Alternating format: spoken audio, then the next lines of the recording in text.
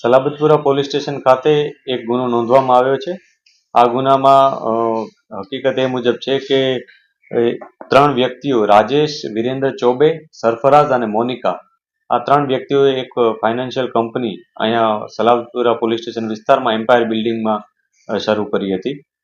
તેઓ financial solutions એ નામની ચલાવતા હતા, રોયલ ફાઇનાન્શિયલ સોલ્યુશન્સ, જેમાં એ લોકો જુદા જુદા ગ્રાહકને લોન અપાવતા હતા।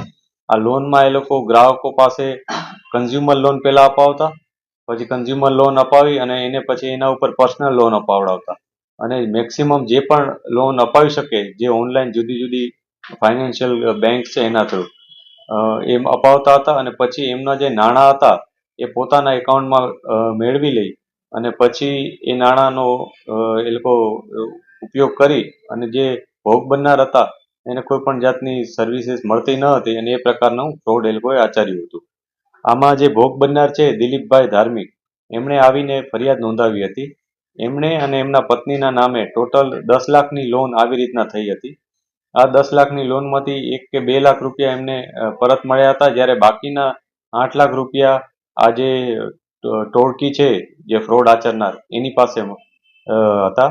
આ ઉપરાંત આ લોકોએ આવા જુદા જુદા 40 જેટલા લોકોને આવી રીતના ટાર્ગેટ કર્યા છે અને લગભગ 66 થી 67 લાખની એમાઉન્ટ આવી રીતના ફ્રોડ કરી અને મેળવી લીધેલ છે।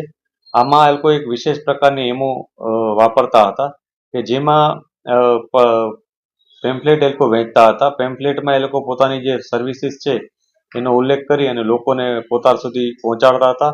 એના સુધી જે લોકો પહોંચે એ લોકોને એ લોકો જે વરાછામાં એક અજય વાગડિયા કરીને છે, અજય ગુણવંતભાઈ વાગડિયા, એ ફોન બુક કરીને પોતાનું એક શોપ ચલાવે છે, ત્યાં મોકલતા હતા।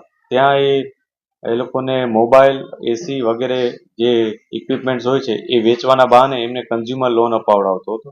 પછી ફોટો પડાવી અને કન્ઝ્યુમર લોન માટેના જે એમાઉન્ટ હતી એ અજયના ખાતામાં જતું રહેતું હતું અને આ લોન પછી જે ગ્રાહક હતા એને કોઈ વસ્તુ આપતા ન હતા, પરંતુ જે વસ્તુ જે ગ્રાહકના નામે લીધી હતી એ વસ્તુ બીજા કોઈને વેચી દેતા હતા। આ બીજો કોઈ એટલે એમનો જ પરિચિત વ્યક્તિ જે રાજુભાઈ આહિર ઉર્ફે મામા કરીને છે એને વેચતા હતા અને એ રાજુ અન્ય કોઈ વ્યક્તિઓને જે સામાન્ય ગ્રાહકો હોય અન્ય એને વેચી દેતો હતો સસ્તા ભાવે।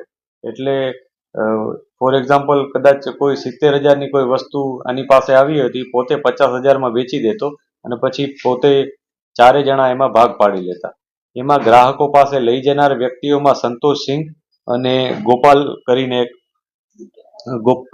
ગોપાલ મીઠાઈલાલ ગુપ્તા કરીને છે। આ બે વ્યક્તિઓ ગ્રાહકોને ફોન બુક વાળા જે અજય છે એની પાસે પહોંચાડતા હતા। આ પ્રકારનું એક એમો વાપરી અને એક ષડયંત્રના ભાગરૂપે તમામે કાવતરું કરી અને લગભગ 66 થી 67 લાખ રૂપિયા લોકોના ફ્રોડ કરીને મેળવી લીધા હતા અને તેઓ અહીંથી નાસી ગયા હતા।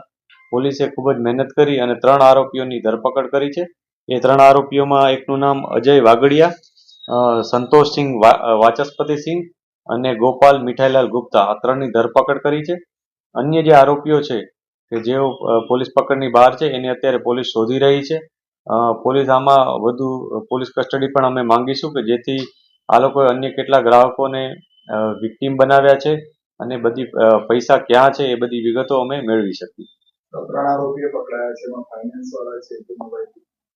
આમાં જે 3 આરોપીઓ પકડાયા છે એમાં 2 વ્યક્તિઓ જે ગ્રાહકો હોય છે એને ફોન બુક વાળા અજય સુધી પહોંચાડનાર એક મીડિયેટર તરીકેના છે, જ્યારે એક વ્યક્તિ સંતોષ સિંહ છે, એક વ્યક્તિ જે અજય વાગડિયા છે એ ખુદ ફોન બુક શોપનો માલિક છે। એટલે 3 વ્યક્તિઓની ધરપકડ કરવામાં આવી છે। અન્ય જે પકડવાના બાકી છે એમાં રાજીવ વિરેન્દ્ર ચૌબે, સરફરાઝ, મોનિકા અને રાજુભાઈ આહિર ઉર્ફે મામા, આ 4 વ્યક્તિઓની ધરપકડ હજી બાકી છે।